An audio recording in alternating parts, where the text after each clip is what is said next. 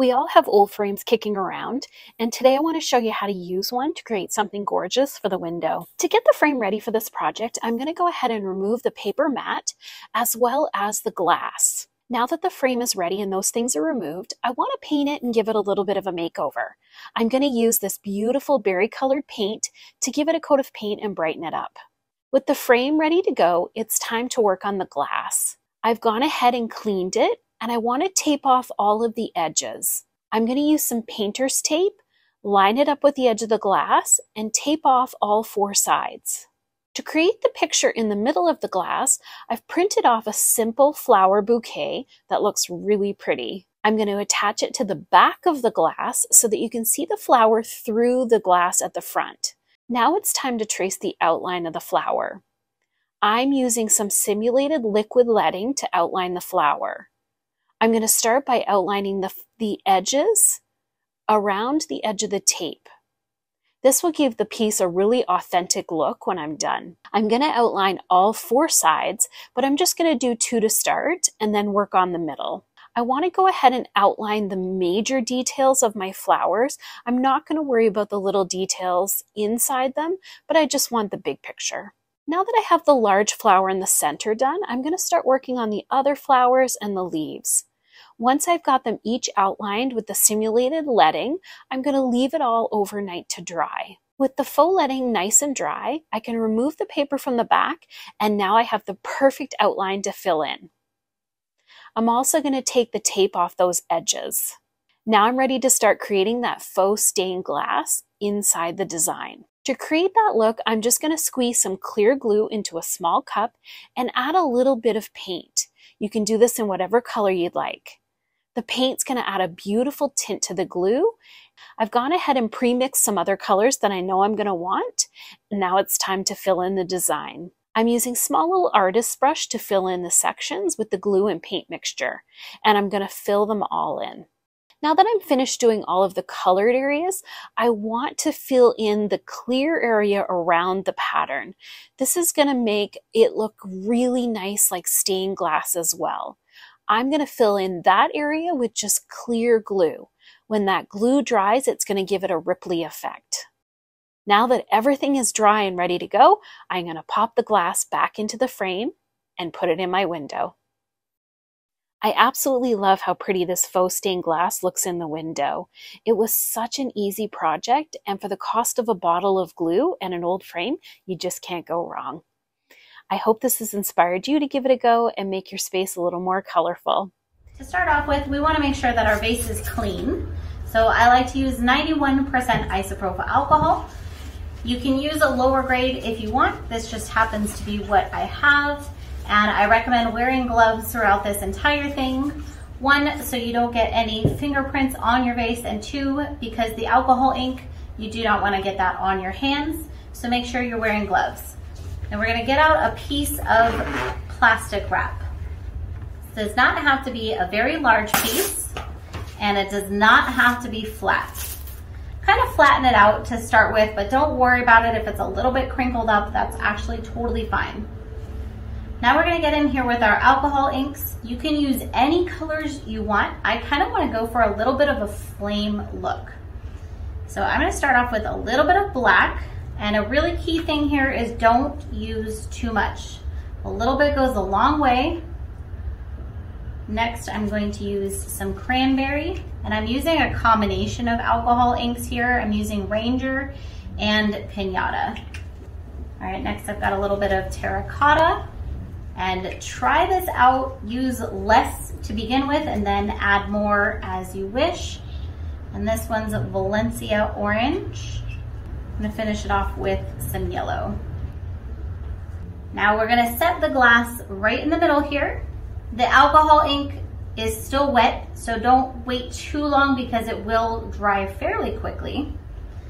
And then we're going to raise this plastic wrap up around the vase. Now just as a tip too, if you did wait a little bit and it's kind of dried, you can take some of your 91% isopropyl alcohol and you can just spray it on there lightly, and that will reactivate those inks. But don't overdo it. You don't want this to be super drippy. So it's actually not bad if it dries a little bit. Then go ahead and pat it all the way around the vase. Make sure you get the bottom, all the sides. And another thing you can do too is if you see that you're not getting coverage on a spot you want, you can always kind of peel the plastic wrap down and then peel it back up in a different spot. Maybe you want that yellow to go a little bit higher. Just another option. And you can leave this on here for a while. You don't have to peel it off right away. You can actually let the ink completely dry and then peel it off. But we're gonna go ahead and peel it off now. And then we can do more to it if we want. Just slowly and carefully peel your plastic wrap down. And voila, you are done. If you're not happy with your design, feel free to go ahead and do it again.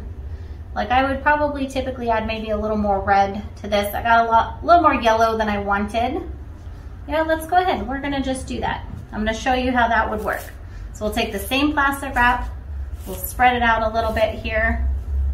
I really liked the cranberry color, so I'm gonna go a little heavier on that. And I'm gonna bring it up a little bit higher. I'm also gonna add a little bit more black so that that spreads out further. Not too much though, black can kind of take over. Let's get in here with a little more orange as well. Try not to create too much of a pattern per se. And I'm gonna spritz this with the alcohol to kind of blend this a little bit. Okay. And I'll set the vase right back where it was and do it again. As another note, if you are super unhappy with your design at any point, you can very easily wash this all off and start over. So you just take some of the isopropyl alcohol, spray it, wipe it, and you're done. Let's peel it off and see what we've got.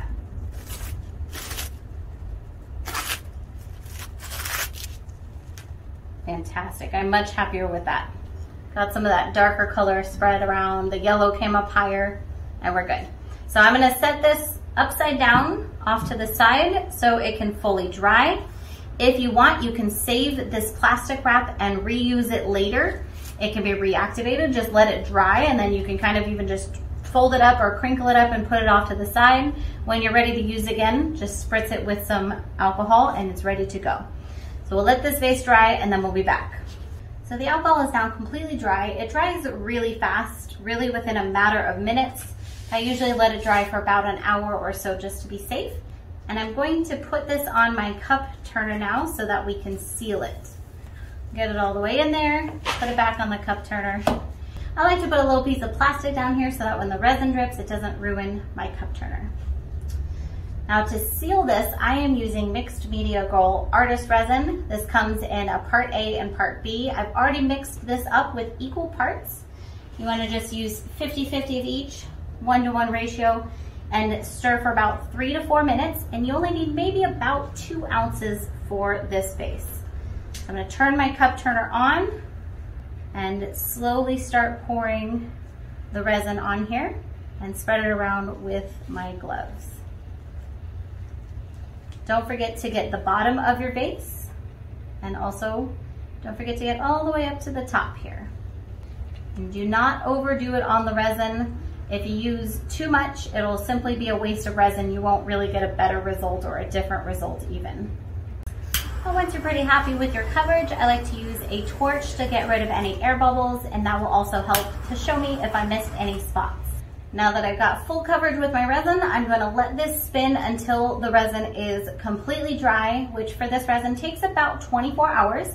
So we'll let it spin overnight and then we'll be back. Here is our vase completely dry. I think it is beautiful. It creates this gorgeous stained glass transparent look. And as always, use any colors that you would like. So this is such a great spring/summer project, and I really hope that you guys enjoyed this. Thank you so much for watching Home Talk. We'll see you next time.